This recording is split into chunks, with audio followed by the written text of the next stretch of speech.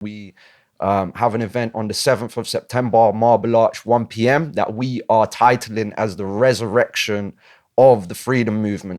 These people believe they have the authority to impose on your daily freedoms.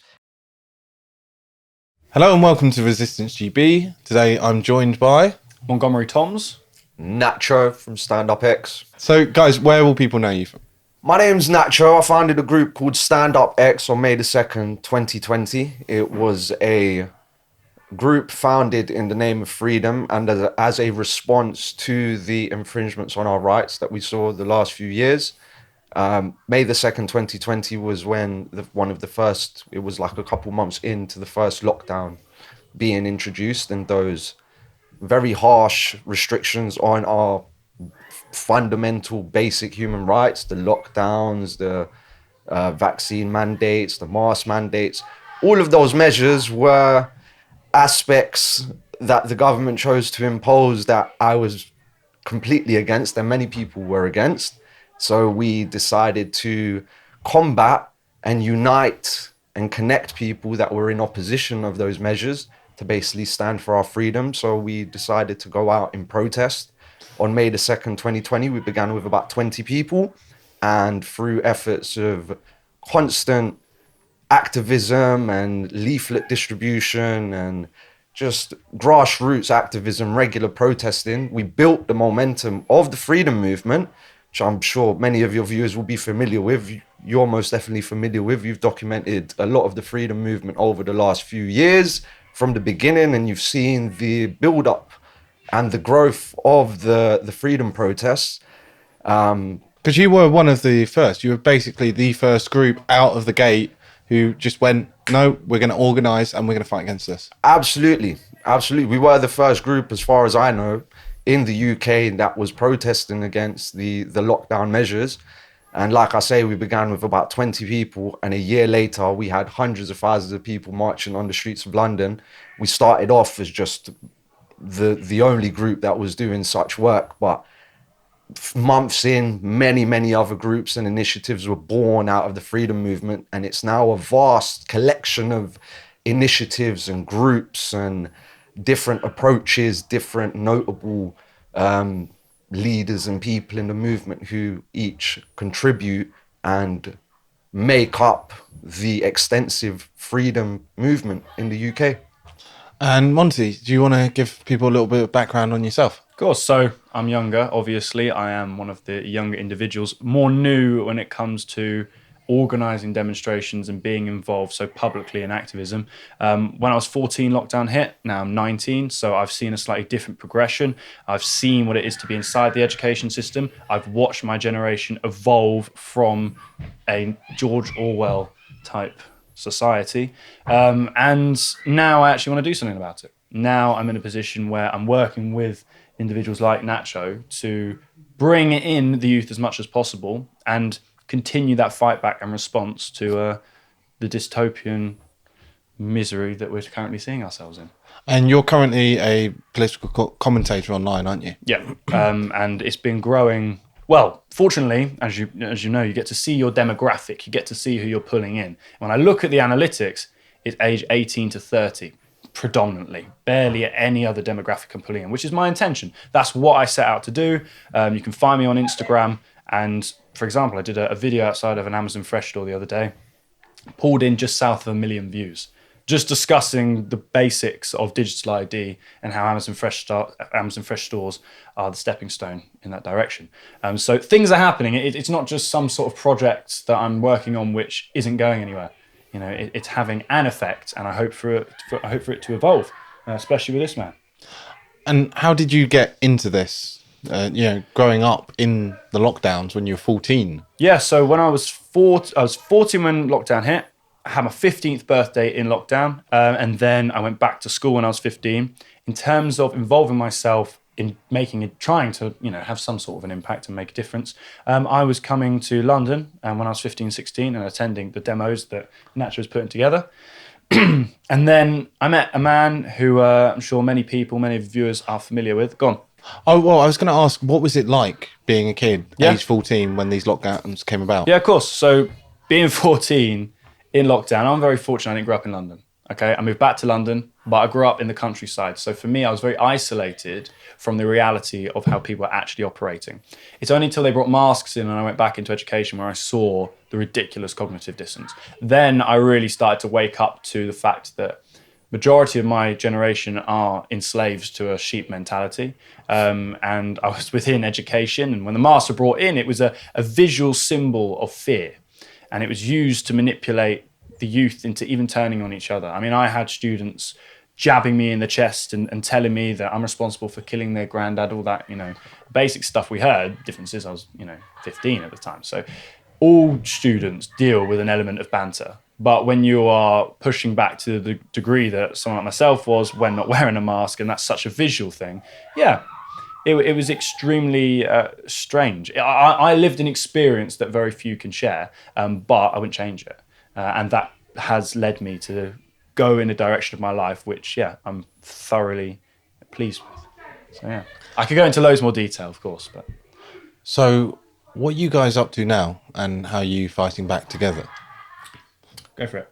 So I've had a lot of experience over the last few years organizing freedom protests and organizing rallies and demonstrations. And I think we've seen the peak of the freedom movement. I'm sure many of your viewers and yourselves would have experienced the height of the freedom protest. The largest numbers we saw were definitely in the hundreds of thousands, if not millions. These were events that were held on not one or two occasions, but upwards of 10 times. You saw hundreds of thousands of people march on the streets of London in the name of freedom, in opposition of the government's draconian measures. Since then, obviously, the lifting of the infringements and the restrictions has seen the freedom movement kind of quell somewhat and die down. But as many of us know, the Agenda 2030, the Great Reset, and the nefarious entities' plans continue and accelerate, even if it's not so blatantly obvious and there's not the immediate measures imposed. Their agenda continues and accelerates. So it's very important for us to keep up our pressure and reignite and reconnect the vast networks that we've built over the last few years and try to utilize them in a more efficient way.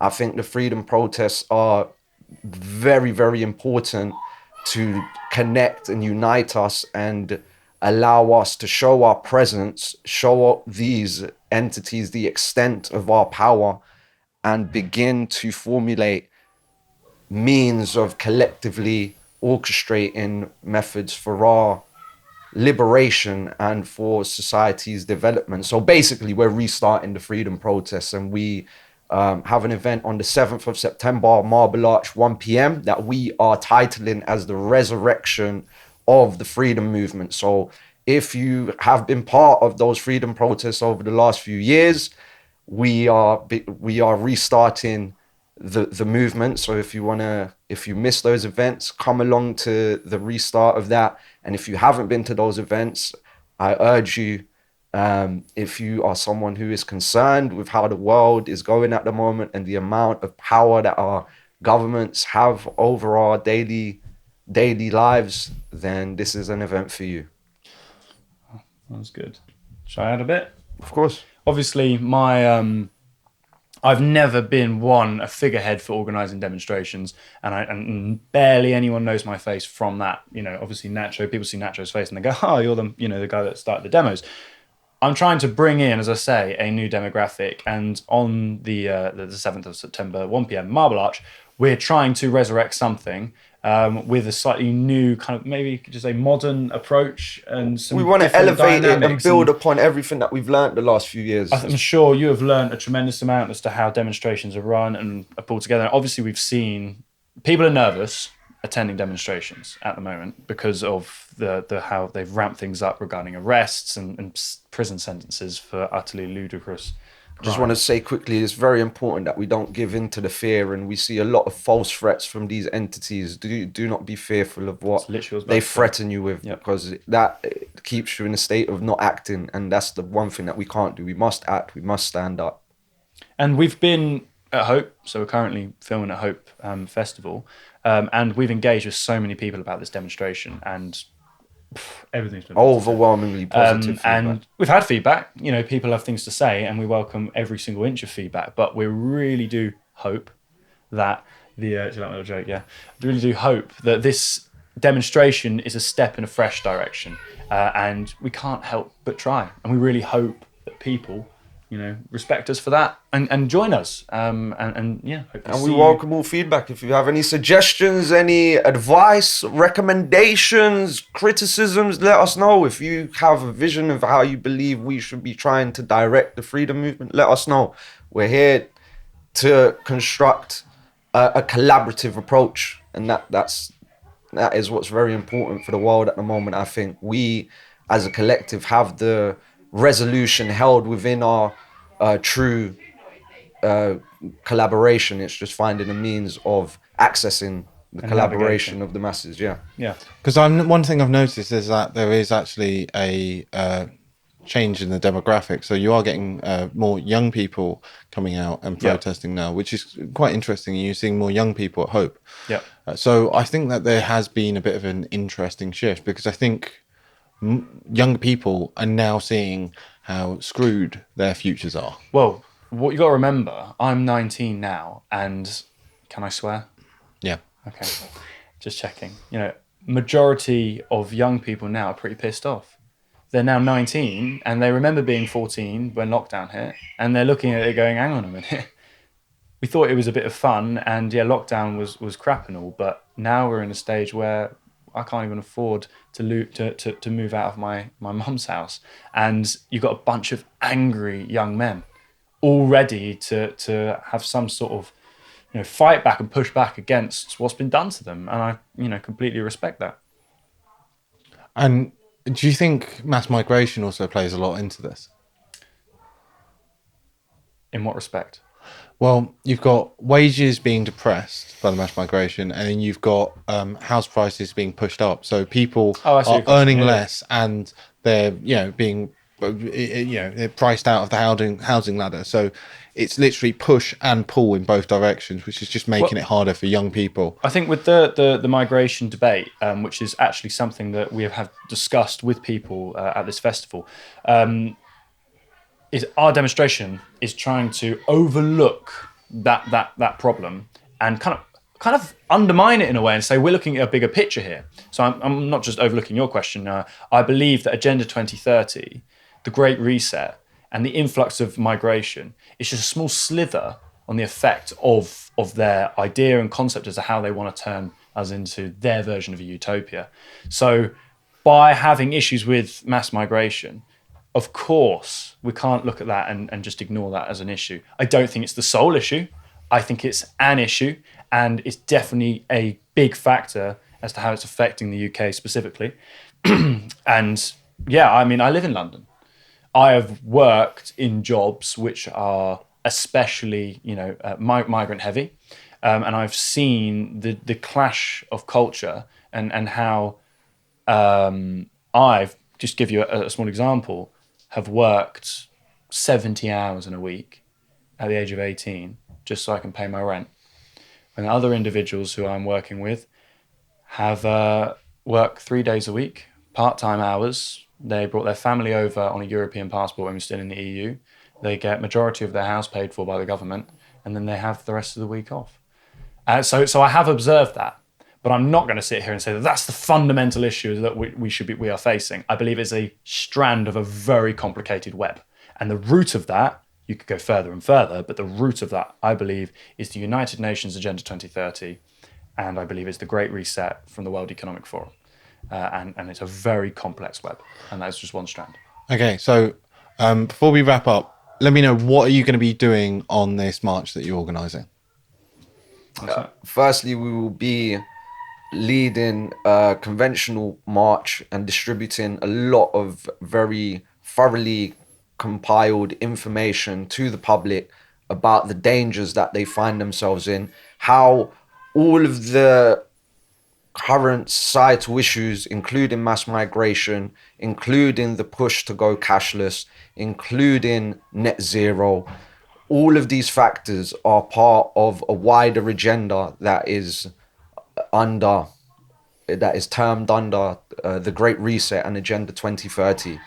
And to a lot of people, these may seem like random effects or natural occurrences, but it's all very deliberate and calculated and designed by the 1%, by entities such as Bilderberg, the World Health Organization, the World Economic Forum, Club of Rome, Fabian Society. Yeah, all the fun These entities are very, very easily verified and identified. And if you ever want proof of how much power they hold, just look at COVID. The one institution, the World Health Organization, managed to hold the power to lock down countries globally and managed to instruct governments globally to impose draconian measures on their citizens. If you ever want to see the amount of power that these people hold, there is an example and there is a warning to you as a citizen of this world that these people believe they have the authority to impose on your daily freedoms. And until you realize that and start standing up and protecting the fundamental rights that you possess as a citizen of this world, then you're in for a very dark future, because that's what these people that have this amount of power have planned for you. So mainly we are opposing and refusing to continue allowing these entities to harbor this amount of power on our world and on our daily lives. But firstly, we need to connect and unite us. We've had a glimpse of how many of us there are in the UK, and I'm sure all over the world. There have been protests that have seen millions of us, but we now need to learn to harness that collective energy. And that isn't an easy answer, but the first step is connecting us and uniting us. Regarding the 7th, as what we want to do, is we have devised a leaflet. I'm always interested in, when we do a demonstration, not just walking through the street and shouting on a megaphone, what can we actually do to have an impact on the public that we interact with. We've devised a leaflet. It's simple, it's neat, it outlines what we believe to be the 5 biggest threats that the mainstream media aren't going to communicate with you. So we got that outlined as the Great Reset, social credit system, net zero, what were the other ones? Mainstream media. And medical fraud. And it's really complex to try and break that down into one leaflet, I get it. But what we're trying to do is unify all of the biggest fundamental problems which come from one entity and try and make that digestible for the public. So on the 7th of September at 1 p.m. is an opportunity to revisit a community that has depleted slightly for all sorts of reasons, but fundamentally we're there just so we can look at our children and go, we tried our hardest. Even if we don't win, which I believe we can, we need to go to bed at night knowing we tried. So where can people find out info? You can find me on Instagram, standup.x, or our website is standupx.info. You can check out our website or our Instagram to keep updated with us. And you've got montgomery.toms on Instagram, and then just Montgomery Toms on Twitter. And follow me on there. Always regularly posting and lots of information. Wonderful. Thank you, gentlemen. Thank you very much for the opportunity. Thank you.